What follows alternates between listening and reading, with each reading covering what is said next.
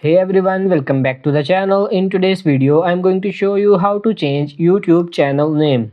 You can change your YouTube channel name at any time. You could do it on youtube.com on your computer and you could do it from the phone. But two things to keep in mind. One is you could only do this 3 times every 90 days, and the second thing is if your channel is verified, that's when you have the check mark next to your channel name. It will remove that if you change your channel name.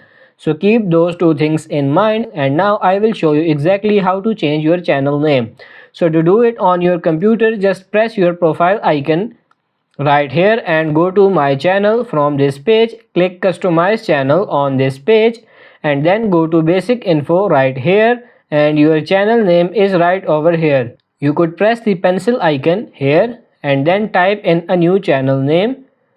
You could only do this 3 times every 90 days. And on mobile, you have to tap on your profile picture, go to my channel, and you will find pencil icon. Simply tap on the pencil icon and then simply you can change your YouTube channel name on mobile as well. So that's pretty much it for this video. I hope this video was helpful. If it is, like it and subscribe to the channel. Thank you.